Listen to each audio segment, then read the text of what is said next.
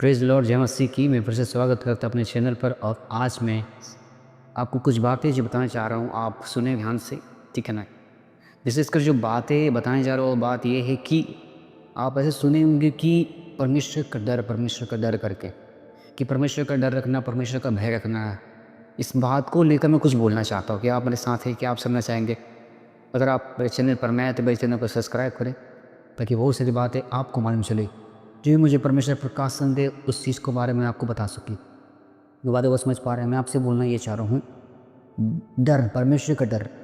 आप समझ रहे परमेश्वर का डर ये क्या है? क्या आप समझते हैं परमेश्वर का डर को लेकर? वचन कहता है ना कि डरो, परमेश्वर से डरो। बात समझ मेरी बातों को?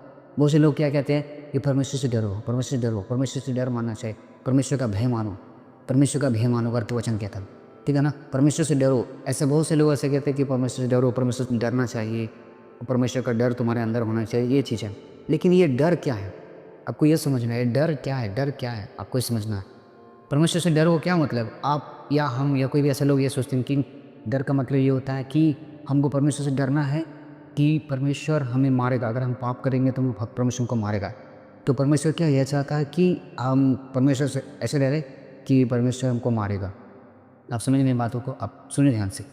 क्या है कि हमारे अंदर किस बात का डर है? क्या आप ये सोच रही कि परमेश्वर हमको मारेगा? हाँ, परमेश्वर हमको मारेगा, अगर हम पाप करेंगे तो हमको परमेश्वर मारेगा, इसलिए परमेश्वर का डर हमारे अंदर होना चाहिए, ऐसा दिमाग में आपका चल रहा है।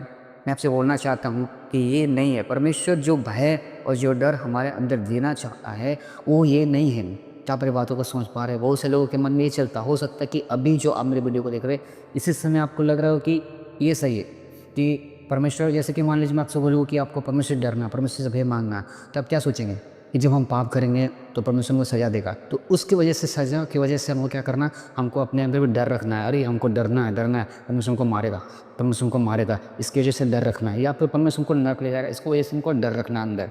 लेकिन ये नहीं है। मैं आपको बोलना चाहता हूँ कुछ छुपा हुआ चीज़ें जो आपको नहीं पता, शायद बताना चाहता हूँ। वो छुपा हुआ चीज़ क्या है, जो कि ये डर क्या है, आपको डर के विषय में बताना चाह रहा हूँ। आपको समझना है डर क्या है, ये आप जानना चाहते हैं?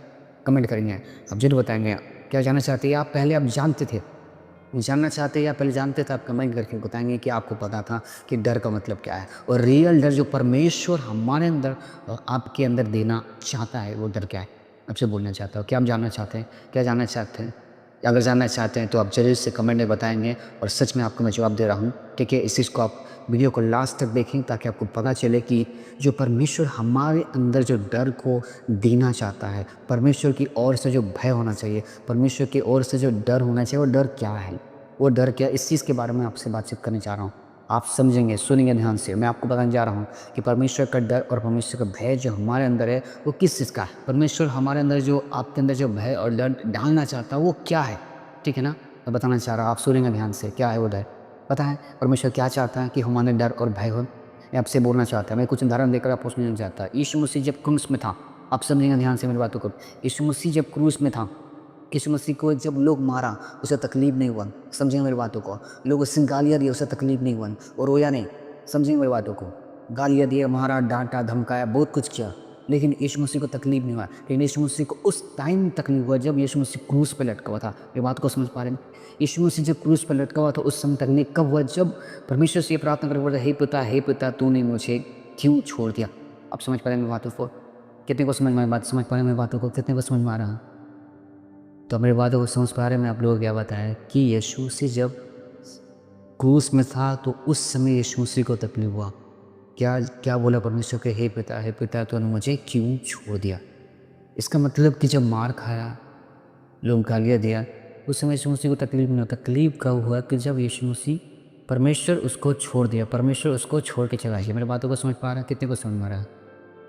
हम वहाँ तो कुछ समझेंगे। इसका मतलब ये है कि यीशु मसीह को तकलीफ तब हुआ जब परमेश्वर को छोड़ा।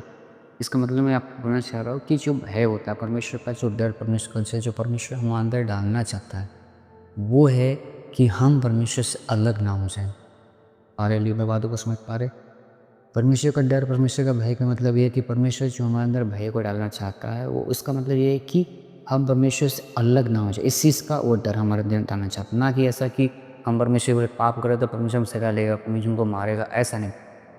परमेश्वर से हम अलग ना हो जाए, खुदा से हम अलग ना हो जाएँ, उस चीज़ का डर परमेश्वर हम अंदर डालना चाहता है। जब हमारे अंदर परमेश्वर का भय होगा, जब आपके अंदर परमेश्वर का भय होगा, तो हमारे अंदर इस बात का डर होगा कि हम परमेश्वर से कहीं अलग ना हो जाए। परमेश्वर से अलग होने का डर रहेगा। हालेलुया, मैं बातों को समझ पा रहे हैं? परमेश्वर से अलग होने का डर, ये भय परमेश्वर हमारे अंदर, आपके अंदर देना चाहता है। सो गॉड ब्लेस यू, परमेश्वर आपको आशीष